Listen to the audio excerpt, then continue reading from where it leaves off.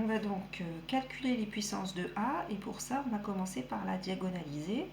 Donc son polynôme caractéristique s'écrit lambda carré moins trace de A lambda plus déterminant de A. Donc lambda carré moins 2 lambda moins 3. Il admet pour racine 3 et moins 1. Donc on a ici deux valeurs propres, lambda égale 3, lambda égale moins 1. Deux valeurs propres en dimension 2, ça signifie qu'on est sûr déjà que A sera diagonalisable. On va trouver un vecteur propre et un vecteur propre ici pour lambda égale moins 1. Alors commençons par lambda égale 3. Donc il faut résoudre AX égale 3x, c'est-à-dire A moins 3 fois l'identité x égale au vecteur nul. Donc on écrit la matrice de A moins 3 fois l'identité. Ça nous donne moins 2, 2, 2, moins 2. On voit tout de suite que la matrice va être de rang 1 puisqu'elle a deux colonnes proportionnelles. On écrit le système correspondant, moins 2x plus 2y égale 0, 2x moins 2y égale 0. On le résout par la méthode du pivot de Gauss. Ici, j'ai simplifié d'abord les lignes par 2, puis j'ai figé L1 et j'ai fait L2 reçoit L2 plus L1. Ça me met bien le système sous la forme échelonnée. Je lis ici le rang du système, rang égal à 1. Et les solutions, ça me donne y libre et x égale y.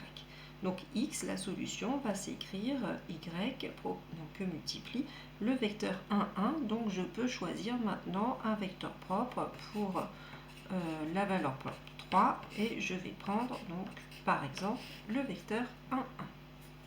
On passe maintenant à la valeur propre lambda égale moins 1. Donc cette fois, il faut résoudre ax égale moins x. Ou encore A plus l'identité que multiplie x égale au vecteur nul. Donc A plus l'identité, ça va s'écrire donc en ajoutant 1 aux coefficients diagonaux de A, 2, 2, 2, 2. À nouveau, on voit clairement que le rang de la matrice va être égal à 1. Donc les solutions pour trouver donc, les vecteurs propres vont vérifier le système suivant.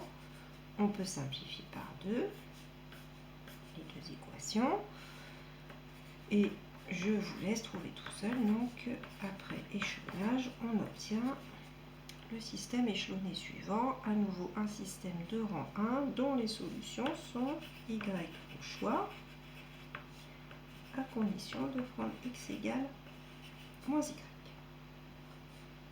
On a donc un ensemble de solutions qui vont s'écrire y moins y, avec y qui appartient à R, ou encore y mis en facteur du vecteur 1, 1. Donc ça veut dire que pour trouver mon vecteur propre pour moins 1, je peux par exemple choisir le vecteur propre moins 1, 1. Alors je vais maintenant construire la matrice de passage, puisque je vais utiliser comme nouvelle base le vecteur V3 et le vecteur V-1. Donc je les range dans l'ordre pour construire la matrice de passage. Ce sera la matrice de passage à la nouvelle base, la base du vecteur propre. Il faut bien sûr calculer la matrice de passage inverse.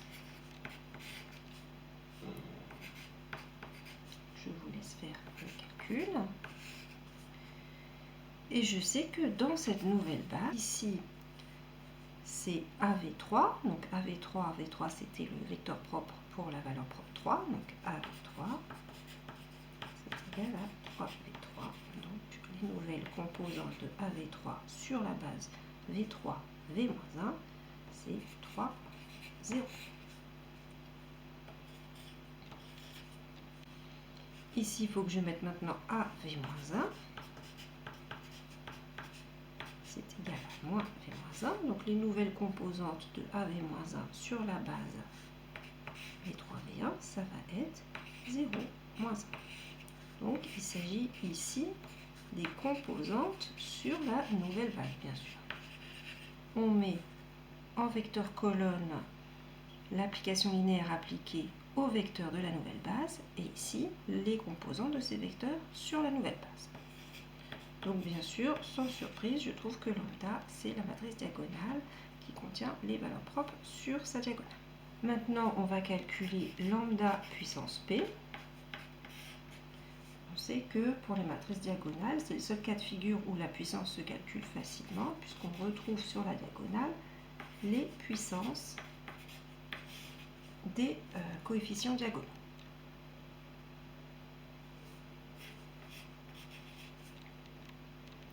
Ensuite, pour avoir a puissance p, il faut utiliser la formule de passage. On sait que lambda, c'est égal à v moins 1 à v. On a vu plusieurs fois en cours que ça s'inversait en grand A égale v lambda v moins 1.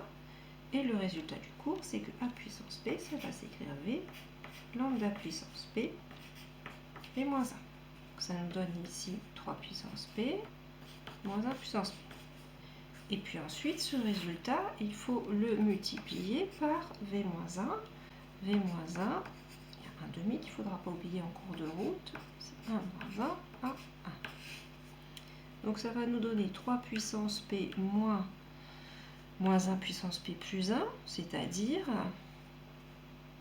moins 1 puissance p plus 1. Je fais le calcul ici, ça nous donne moins 1 puissance p plus 2, c'est-à-dire que ça nous donne moins 1 puissance p. Donc ici, je vais avoir en première position 3 puissance p plus moins 1 puissance p. À côté, 3 puissance p plus moins 1 puissance p plus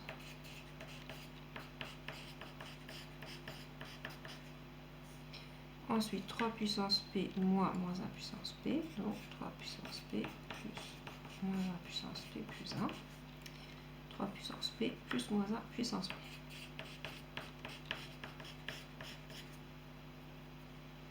Donc, a puissance p, ça s'écrit donc 1 demi. On essaie de ne pas l'oublier en cours de route. Alors, on peut se poser la question maintenant, qu'est-ce qui se passe quand p tend vers plus l'infini? On peut remarquer que 3 puissance p va gagner sur moins 1 puissance p, va tendre vers l'infini. Donc on peut décider de prendre un équivalent de chaque coefficient de la matrice à l'infini. A puissance p, ses coefficients se comportent lui comme 3 puissance p, lui aussi, et puis les deux autres aussi.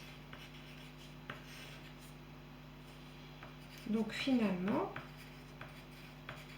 lorsque p devient grand, la matrice se comporte comme 1,5 fois 3 puissance p fois la matrice qui a que des 1.